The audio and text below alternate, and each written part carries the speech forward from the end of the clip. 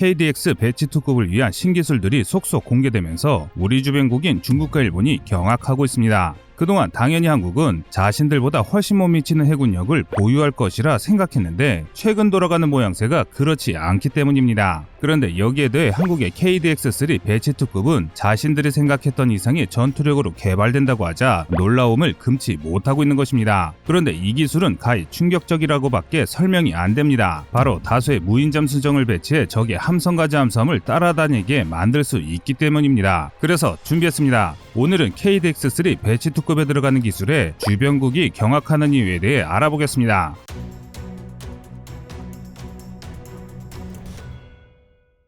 한국의 현대중공업은 지난 2019년 10월 10일 방위사업 첨가 총 6,766억 원 규모의 KDX-3 배치2급의 상세 설계 및 건조 계약을 체결했습니다. 초도함은 2024년 11월에 인도될 예정인데요. 기본 제어는 전장 170m, 전폭 21.4m, 기준 배수량 8,100톤으로 최대 속도는 30노트인 시속 55km/h입니다. 개발사 관계자는 4개의 가스터빈 엔진 덕분에 실제 35노트급의 속도가 가능하다고 설명하고 있습니다. 기존 세종대왕급은 전장 166m, 전폭 21.4m, 기준 배수량 7,650톤에 비해선 확실히 더 커졌는데요. KDX-3 배치유형이 더 커진 이유는 새로운 첨단 무기가 장착되기 때문입니다. 그 첨단 무기 체계는 바로 한국형 통합음탄기가 장착되는데요. 그래서 KDX-3 배치2급은 겉만 KDX-3급이지 내부적으로는 KD3급과 완전히 다른 함정이라고 말할 수 있을 정도로 크게 달라졌습니다. 특히 그동안 미국 의존도가 높았던 전투지휘 체계 교체가 가장 큰 변화입니다. 우선 대공전투지휘 체계가 이지스 베이스라인 7.1K에서 이지스 베이스라인 9으로 교체됩니다. 또 탄도미사일 유격 체계를 관제하기 위해 BMD-5X 체계가 추가되어 SM3와 SM6 운용 능력을 확보하게 됩니다. 또 대잠전 체계는 완전히 한국형으로 교체되는데 이 기술이 상상을 초월하는 기술이 들어간다는데 남다른 의미를 갖습니다. 이를 위해 세종대왕급보다 2배나 커진 대형 함수소나, MFTA형 선형 예인소나, 견인식 저주파 능동소나로 구성된 한국형 통합음탄기 체계가 최초로 탑재됩니다. 새로운 대형 함수소나는 강력한 해저면 반사파 탐지 능력을 갖추고 있습니다. 이 때문에 수킬로미터 밖에서 적잠수함이 잠망경을 내놓으면 바로 탐지될 정도로 강력한 성능을 자랑합니다. 또한 그동안 운영이 번거로웠던 대형 견인식 저주파 능동소나 없이도 100km 이상의 범위를 능동적으로 탐색할 수 있습니다. 그리고 국방과학연구소가 개발한 견인식 저주파 소나는 100km 이상의 거리에서 음향흡수 고무 코팅을 적용한 최신 잠수함을 탐지할 수 있습니다. 동해 복잡한 수온층을 투과할 수 있는 우수한 능력도 자랑합니다. 그야말로 하드웨어의 규모와 성능은 세계 최강급이라고 평가받는 이유입니다. 반면 기존의 세종대왕급은 미국 로키드 마틴사가 공급한 이지스 전투체계 이외에 노르웨이 콩스베르그사가 개발해 프리초프 난센급 이지스 호위함에 장착한 MSI 2005F 대잠전 체계를 장착하고 있습니다. 이 때문에 그동안 한국이 마음대로 전투체계 개량을 하지 못하는 어려움이 있었습니다. 그런데 한국이 새롭게 개발하는 전투함들은 한국의 전투지휘 체계를 비롯해 다수의 한국 기술이 투입된 전투함으로 개발될 예정입니다. 이번 KDX-3 배치2급에 적용되는 기술은 한국의 첨단 기술의 집약체라고 할 수 있는데요. 그중 한국형 통합음탄기는 기존 소나 체계와 비교해 그야말로 한 세대 이상 향상된 모델로 평가받고 있습니다. 처리하는 데이터 용량이 메가바이트 단위이기 때문입니다. 기존 모델들은 수십 킬로바이트로 그 처리량부터 비교가 불가합니다. 그리고 서유럽 해군의 자랑인 견인식 저주파 능동소나와 미국 해군이 자랑하는 해저면 반사파형 대형 함수 소나를 함께 사용합니다. 각각 세계 최정상급의 기술만 모아놨으니 세계 최고 성능을 보이는 것은 당연할 수밖에 없습니다. 이것이 가능했던 계기는 2010년 천안함 침몰 사건으로 인해 대잠전 분야에 대해 거의 무조건적인 투자가 허가되었기 때문입니다. 그동안 국방과학연구소는 통합음탄기를 개발하면서 이를 운용할 수 있는 한국형 대잠전 지휘체계도 동시에 개발해왔습니다. 현재까지 광개토대왕급 구축함은 영국제 KDCOM 전투지휘 시스템을 도입한 이후 국내에서 개발된 흑룡타스와 TACM, 한국형 경월의 청상어, 홍상어 대잠 로켓을 위한 별도 별도의 운용 시스템을 개발해 개별적으로 연동해 사용해왔습니다. 그 결과 다양한 소나와 무장 체계가 통합적으로 운영되지 못하는 단점이 대두되었습니다. 별도의 신호 처리실과 다목적 콘솔이 필요해져 함정 공간과 인력 낭비 요소가 발생한 것입니다. 특히나 복잡한 대잠전 전투 상황에서 현재 해군 전투 체계는 각각 독립된 콘솔을 운영하는 운영자들이 입으로 상황을 전파해야 합니다. 그 전파를 듣고 음탄관이 상황을 직접 확인한 후 다시 입으로 대잠용 무기나 기만기 등을 발사하는 과정을 거칩니다. 당연히 대응 속도가 늦어지고 지시와 정보 제공에 혼란이 발생할 확률이 높아집니다. 하지만 KDX-3 배치2급은 이러한 문제를 개선하기 위해 대잠용 소나, 지휘 통제, 무장 통제 체계를 하나의 시스템으로 통합한 한국형 통합음탄기 체계를 장착하려는 것입니다. 한국형 통합음탄기는 전체적으로 미국 해군 이지스함에 장착된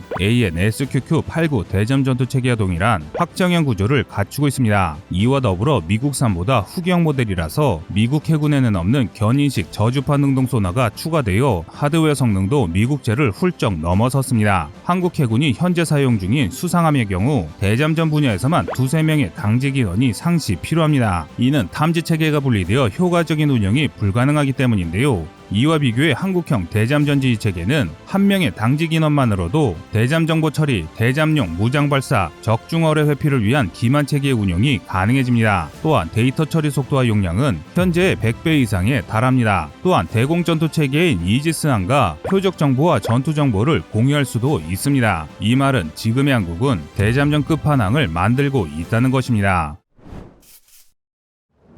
한국 국방기술품질원은 2011년에 이미 자율무인 잠수정을 이용한 멀티스태틱 대잠전 체계 개발 동향이라는 보고서를 통해 미래 대잠전 체계의 대변혁을 감지하고 있었습니다. 멀티스태틱은 수중 해양 환경에서 다수의 음향 센서들로 구성된 다중노드 소나 시스템을 의미합니다. 군사 전문가들은 현대전에서 가장 두려운 무기 체계 하나로 잠수함을 꼽습니다. 그 이유는 바로 은밀성 때문인데요. 수중에서는 공중이나 육상과 달리 표적의 탐지가 월등히 어렵습니다.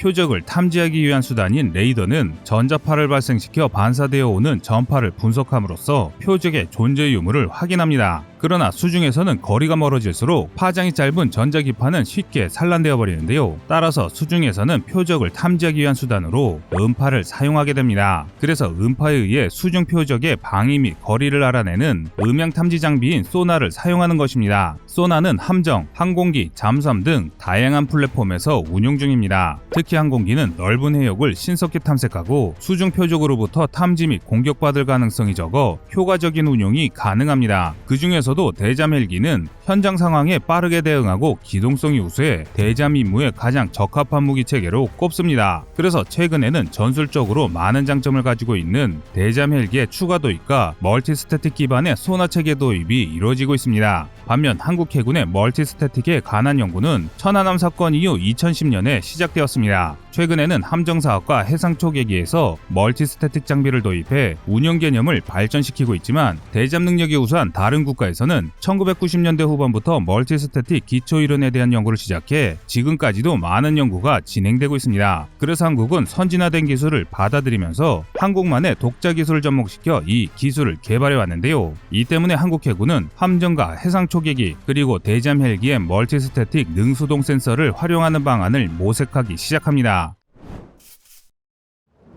한국 해군의 한국형 대잠전 지휘 체계는 대잠 전용 무인 잠수정 개발을 포함하고 있습니다. 국방과학연구소가 대잠 전용 무인 잠수정 개발을 맡아 진행하고 있는데 현재 시제품 개발이 완료되어 시험 운용 중에 있습니다. 현재 개발한 무인 잠수정 시제품은 대용량 연료전지로부터 전력을 공급받습니다. 당연히 수중 표적을 탐지 추적할 수 있는 고성능 능동 수동 소나를 탑재하고 있는데요. 무인 잠수정은 수상의 무인 잠수정과 수중 통신을 통해 전술 정보를 송신할 수 있는 기능을 보유하고 있습니다. 이는 체계 운영 시 다수의 무인 잠수정과 무인 잠수정이 협력하여 대잠전을 수행할 수 있도록 해줍니다. 이 기능이 바로 전반적인 대잠전 능력을 획기적으로 향상시켜주는 핵심 기능입니다. 해군의 매복 임무가 부여되면 대잠전을 위해 운영자는 시나리오를 입력하고 무인 잠수정을 입수시킵니다. 무인 잠수정은 적 항구 근처 수중에 매복하면서 위협 세력의 출입을 감시합니다. 또 무인 잠수정은 이동 중 나타나는 장애물을 자율적으로 회피하면서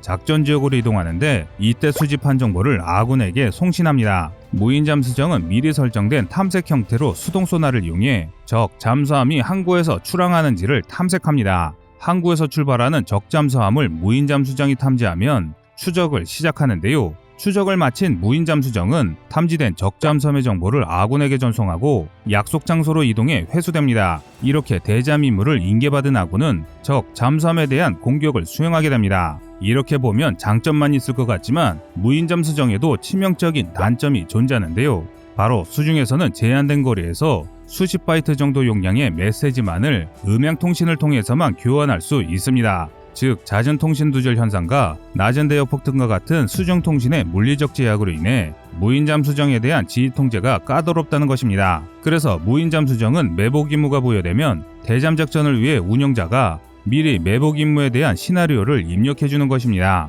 그리고 무인 잠수정은 홀로 작전에 투입되지 않습니다. 최소 3대 이상의 무인 잠수정과 대형 정찰 AUV가 함께 임무에 투입됩니다. 대형 정찰 AUV는 무인 잠수정에 약 1-2km 정도까지 접근하여 10kHz 이상의 주파수로 자료를 송신하면 수신된 자료를 취합해 지휘 통제소로 중계합니다. 이 때문에 주변국에서 한국의 KDX-3 배치형의 두려움을 느끼는 것입니다. 앞으로 개발되는 한국의 KDX-3 배치형을 이용해 다수의 무인 잠수정을 활용한다면 지금보다는 더욱 촘촘한 대잠전 임무를 수행할 수 있는 것은 분명한데요. 한국 해군은 한국형 대잠전 지휘체계 개발과 전력을 기반으로 KDX-3 배치2급의 한국형 통합음탐기 체계를 장착해 적의 잠수함 탐지 확률을 획기적으로 높인다는 계획입니다. 또 대잠 전형 무인 잠수정 개발을 통한 선제적 반접근 전략으로 한국 주변국의 잠수함을 항구에 묶어두겠다는 전략을 계획하고 있습니다. 그동안 우리 주변국들은 재집인 것 마냥 한국령에 들어왔지만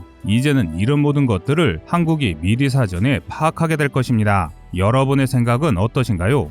시청자님의 현명한 의견을 댓글로 남겨주시기 바랍니다. 여러분들의 좋은 의견이 좋은 영상을 만드는데 많은 힘이 됩니다. 이상 꺼리튜브였습니다.